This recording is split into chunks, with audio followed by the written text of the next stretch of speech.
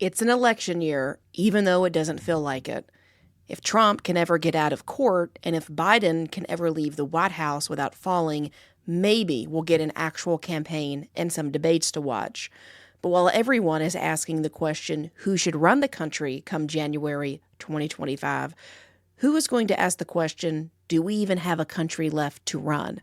Jobs are scarce. Homes are unaffordable. Inflation is draining Americans' pockets. Gas is nearly $3.70 a gallon. The national debt is more than $34 trillion. The college debt bubble is on the verge of busting. Supply chain shortages still exist. America is divided over the Israel Palestine war and the Russia-Ukraine war. We're so lame, the U.S. hasn't agreed on a budget in decades. But we're on the verge of a second ouster of the speaker in less than a year. The only thing left to be in charge of is America's collapse. Think we can't fall? Well, it happens to other countries all the time, and we seem to be following in their footsteps almost exactly. Failing doesn't need to be some sort of dramatic scene like the fall of the Soviet Union. No wall needs to tumble. It doesn't need a war or orchestrated regime change like in Iraq when Saddam Hussein was executed. Nope. It can fall from its own negligence, incompetence, arrogance, and inability to see that history is repeating itself. Let's take a look at a few countries that have collapsed or are in the middle of collapsing and see how we are doing the exact same things now in the United States. First up, North Korea. While it hasn't completely collapsed, it is a failed state and a hellhole. One of its problems is that the state owns almost everything. There's no property rights. I'm talking nearly all land, capital, and agriculture is owned by the government. North Korea has been isolated from South Korea for more than 60 years. The disparity between the people is literally measurable. People in North Korea are 3 inches shorter than those in South Korea. The reason? North Koreans are so destitute and oppressed that a poor diet has stunted their growth. Sure, the U.S. isn't this bad. Yet. However, the U.S. is waging a war on property rights, and no one seems to notice. Think about it. You never really own your home. You must pay property taxes in perpetuity. You pay taxes on your labor, on your car, on your gas, on purchases, on your business. The government asserts that they are entitled to everything you have and earn first. You come second. And while we may laugh that North Korea is stupid for controlling its citizens by forcing them to work for the Korean Workers' Party, we should take a long look in the mirror. Remember the COVID lockdowns? The government told us when to shut down, when to open, how to operate, all with the stroke of a pen. Mandates, they called it. How free are you when the decision on your business being open or closed is left up to a governor who is in power? The next similarity comes from Uzbekistan. Citizens there are forced into labor, even children. In fact, when cotton is ready to pick in the fall, schools are let out and kids are given a quota to pick depending on their age. Now, the U.S. doesn't have forced labor, but we did experience forced unlabor. The U.S. sent Americans home during the COVID pandemic. They decided who was essential and who wasn't. Millions were sent home with unemployment checks that were increased to amounts higher than their original wages. It created an incentive for no one to work, and that vibe is still lingering. While forced labor, especially to kids, is worse, I argue the inverse of forced non-labor is equally destructive to the economy in its own right. Next up is South Africa, which had a caste system from 1926 until the 80s, and it completely devastated the country. Black South Africans were deprived of opportunity and prescribed low-skilled work with poverty wages. Again, we don't have an official caste system here in the U.S., but it sure is unofficial. Americans typically don't get out of the class they are born into. Politicians love to talk about the working class, middle class, and upper class. It's a divide and conquer scheme, I guess. It's convenient to discuss, but antithetical to the American way that we brag about. The concept that in America, the sky is the limit. Blame it on trickle-down economics, the New Deal, or our tax code. But rising to the next level is near impossible. These days, you can't even keep up with past generations. In the 1940s, 90% of Americans out-earned their parents.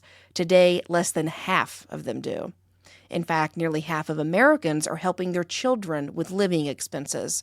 We're no longer stuck in the unofficial caste system. We now can move downwards in it here in America. Let's take a look at Egypt.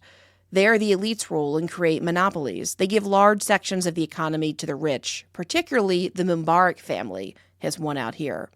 In the U.S., we think we have capitalism and a free economy, but it's rigged for the elites and their friends too.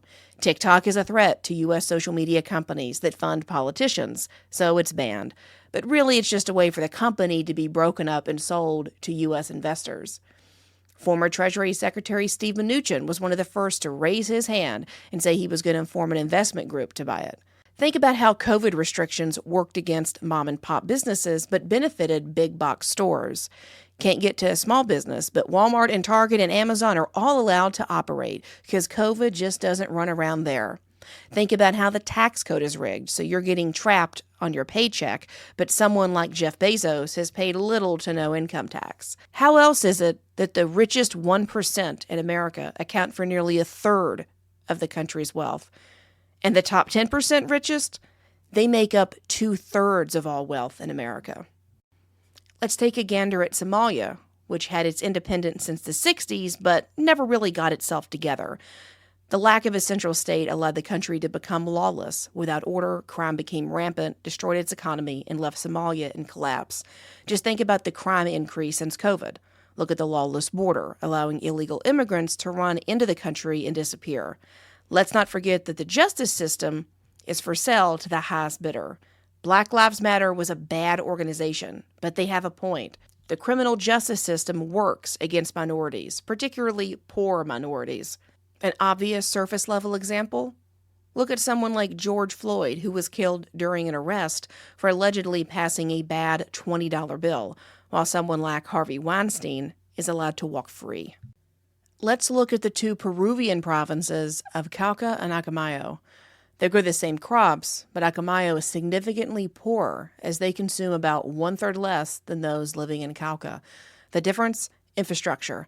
The road to the regional capital of Cusco from Acomayo is rubble. The road from Cauca to Cusco is paved. The result? Acomayo's people are 1/3 poorer than Cauca's. When people can't get around, the economy and its citizens suffer. Here in America, things are pretty bad too. The American Society of Civil Engineers has given the United States a C rating, according to their 2021 infrastructure report card. The categories of aviation, hazardous waste, roads, inland waterways, schools, levees, dams, public parks, stormwater, transit, and wastewater were given a D or worse. The only Bs are for ports and rail, but after the East Palestine derailment and the Baltimore Bridge collapse, I feel like that might get lowered when it's time to rank America for its next report card. Bolivia offers another example of a collapsed nation. In the 50s, Bolivians rose up and took over their institutions. They overthrew the elite.